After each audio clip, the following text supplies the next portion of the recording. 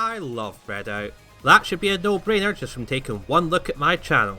With its super saturated visuals, intense speed, banging soundtrack and wide array of locations, there is a lot to love about this game.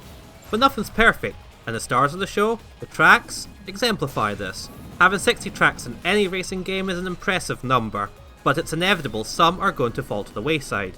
Thankfully, for the most part, this isn't a case of quantity over quality, but this series isn't about playing devil's advocate. This is about my opinion, raw, unfettered, and absolutely the final word in what makes a track good. So join me as we go through Redout's tracks one by one and put them in their proper place. And if you have any outstanding opinion about any track featured in this video, feel free to put it in the comments below. Otherwise, sit back, relax, and enjoy.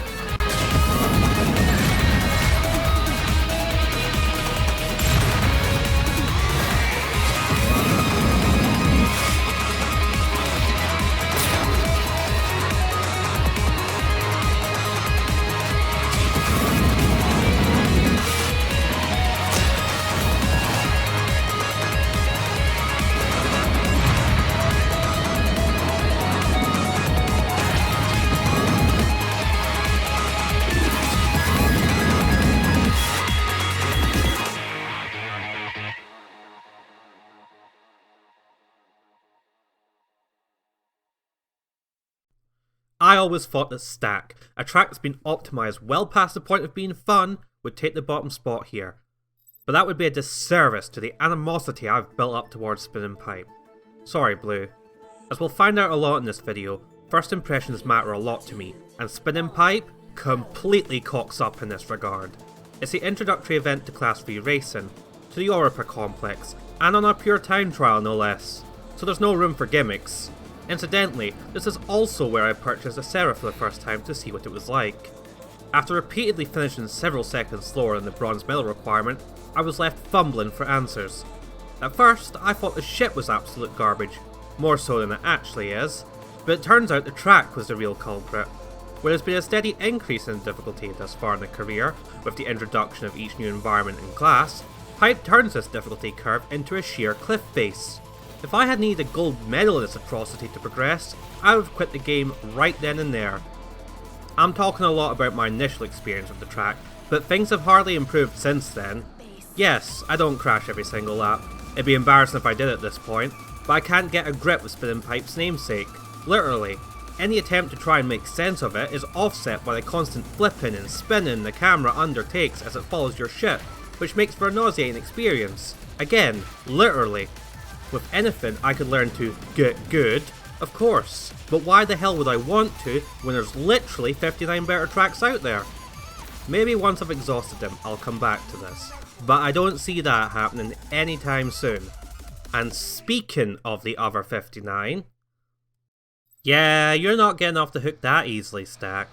It's a shame too, because casually it's quite a fun track, and definitely the most unique looking out of Vertex's offerings. With dark, polygonal shapes embracing the track, it feels like I'm rushing through a digital cave, which provides a uniquely odd feeling of claustrophobia. The long, barrierless corners make for fun, treacherous obstacles to navigate too, but they are the crux of Stack's shortcut problems. This track already entered infamy in my mind long before I even played it. Its ridiculous cuts aren't secret knowledge. How could you keep a time gain of about 5 seconds secret? I remember reading Majora's old guide to Redout and seeing that pick and stack was a form of bad etiquette in online racing. When picking a track becomes synonymous with rudeness, you know it's going to be a bad time. I found out just how bad it was for myself a few months later, when in a community tournament, Stack was selected as one of the tracks from a random generator. In the week leading up to that tournament, I not only practiced a stack cut for the first time, I also punched myself into the top 10 in time attack. I felt dirty. And I felt dirtier still when it became the only track I ended up winning in that tournament. So that's Stack in a nutshell. If you don't do the cut, you're slow as hell, and if you do the cut, you're going to feel gross. Be prepared to wash your hands after playing this one.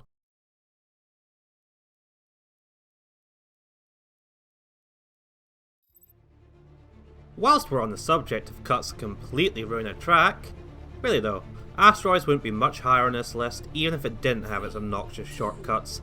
The idea of being far out in space with only a few platforms to hop off of is a really cool idea, but it leaves itself wide open to exploitation, as the Redout pros have artfully demonstrated.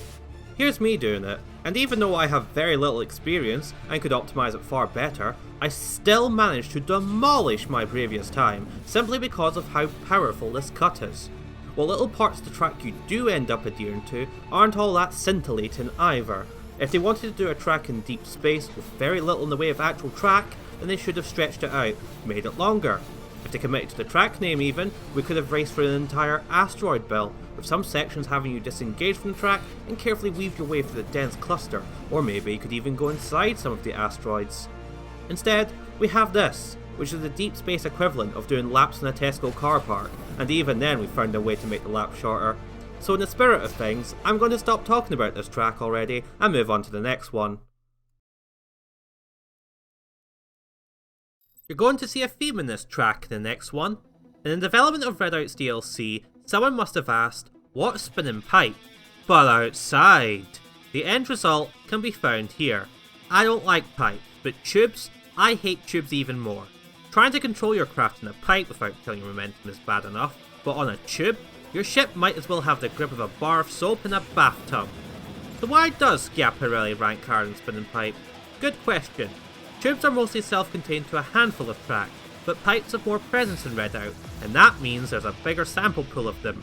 With that, I found that some tracks have pipe sections I enjoy, yet ironically the one that stakes their entire identity on them also has the worst implementation too. Tubes, on the other hand, are just kind of shit across the board. My main criticisms of Spinpipe apply here to Schiaparelli the moment you hit the tube section. Thankfully, it isn't as long as its Spartan counterpart, but that's about the only positive I can say. There are other saving graces at least. Blasting out of the first turn is fun, as is turboing off the tube section and zipping up the half loop. The last saving grace? This track isn't as long as its Martian brethren. Thank God. Next.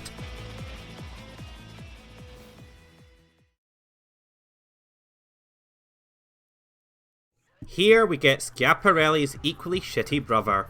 Yes, I know it ranks one higher, but the margin by which it does so is so infinitesimally small that they might as well... You know what? Fuck it. This is also number 57 on the list. These two are the joint fourth worst track in the game. Half the race takes place on tubes, so I'm already guaranteed to not have fun, but there are admittedly some interesting sections to be had. These for the most part are the road sections in between the tubes, which help to shake things up and keep you on your toes. The last tube section is also about as enjoyable as they get, which features a jump you can take gently by hopping down to the sections of the tube below, or take a gamble and forgo them altogether for a crazy crash landing on the track far down below. One other thing that Curiosity does have over Schiaparelli is the aesthetics too. The latter section of the track is crowded with these metal towers, and with the height you're racing at, it kinda gives me Cloud City vibes, and leaves me yearning for a racing complex that would run through a massive floating city. Leaving me daydreaming for better things. That's about as good as Curiosity can give.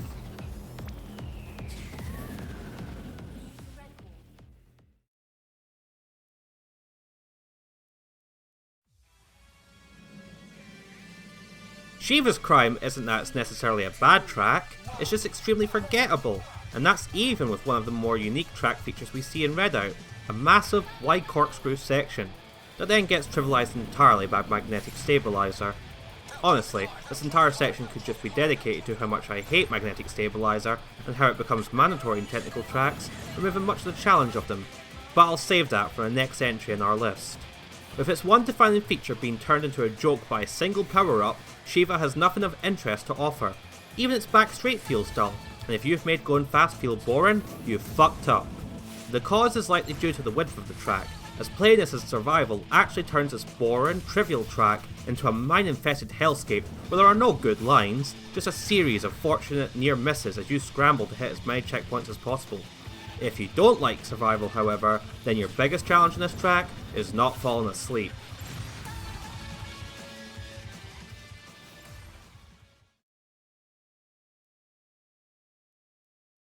So, Magnetic Stabilizer. Sequoia's introduction to me felt like the developers sticking up a massive middle finger to the omnipresent Solha, a series of tight, technical tracks that would demand heavy use of braking and counter-strafing techniques to rotate the ships around the corners quickly enough. What a time the Solha would have, with its terrible handling and weak hull.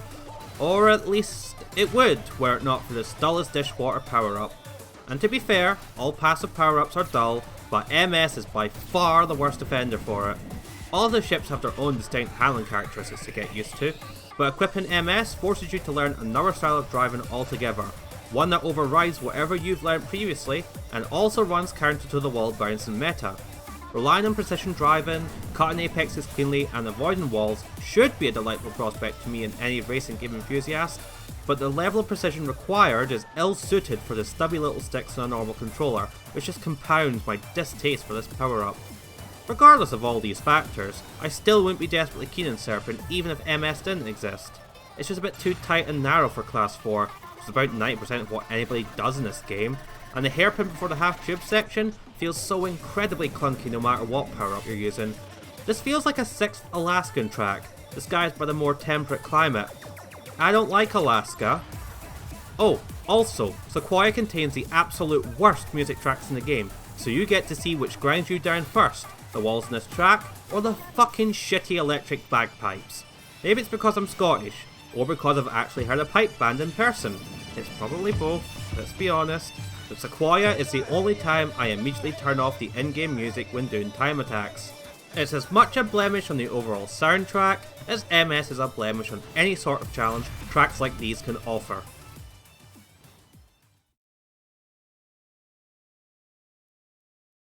Frankly, this is Cairo's answer to Shiva, and the only reason I recognise this track now is because I am technically the second fastest pilot on it. I absolutely will have biases, isn't that the whole point of these lists? But let it be known that my personal ranking on the track does not hold much sway in my judgment.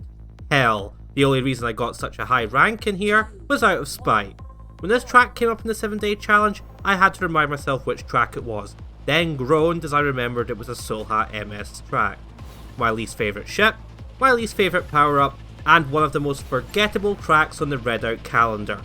Why fucking not?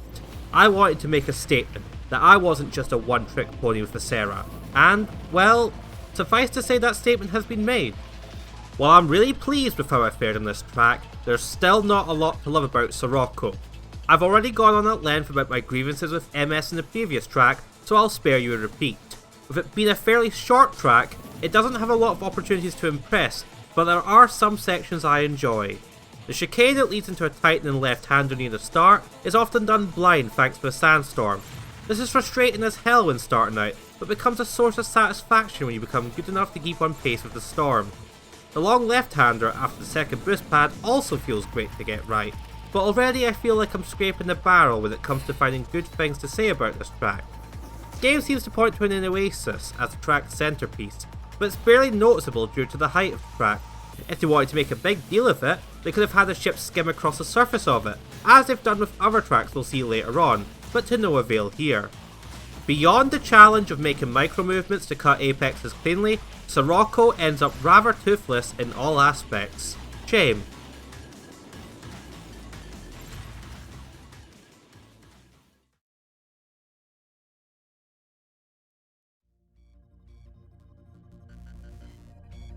I primarily don't like this track because I play a Sarah, and playing a Sarah here is absolute misery. Its turbo boosts are too powerful for most sections of the track, so a lot of normal boosting is required, which is synonymous with being slow. I would have gone as far to say that this is the worst track to run a Sarah on. However, in the process of making this video, I put on my big boy pants and decided to try it anyway. Now I'm comfortably in the top 20, so I guess I can write that off. With this improvement in both my time and knowledge of the track, I can say with certainty that there's still not a lot to return null. The initial part of the track undulates in interesting ways, but doesn't follow through with them, and before you know it, you're starting a new lap just as you're getting into a rhythm. Vertex tracks are all short, but this one feels strangely inappropriate for it. Perhaps because the game itself describes it as the most technical Vertex track, which paints an idea in the mind of how it should be. In the end, it's a fairly inoffensive track, but being forgettable is in a way worse than being truly bad, especially when there are plenty of tracks out there that are amazing. But I'm getting ahead of myself. We still have some dross to go through.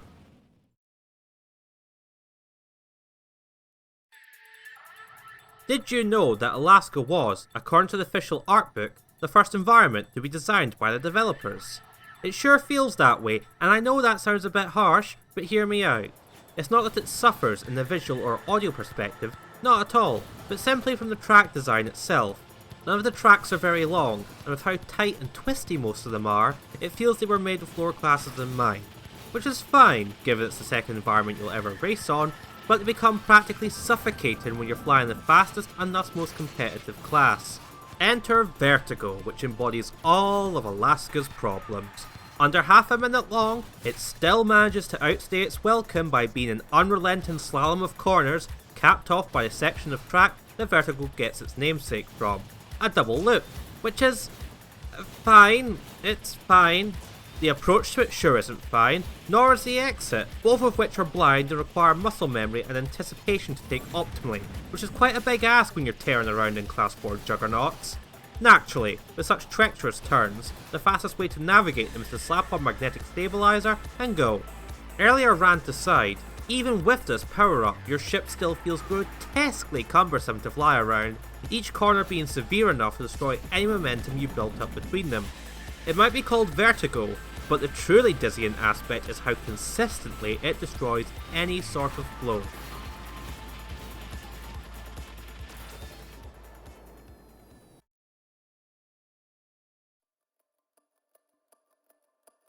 Woo! That's the first time I've ever done something scripted on my channel, as well as something that requires more than a modicum of video editing to produce, so I hope you've enjoyed it. It's definitely been a new experience for me, but a satisfying one, so that's no reason for me to rest on my laurels. That, and I've got 50 other tracks to work through. I'm going to get on that, but if you have any feedback in the meantime, it'd be greatly appreciated. Until next time, thank you so much for watching, and I'll see you in the next one.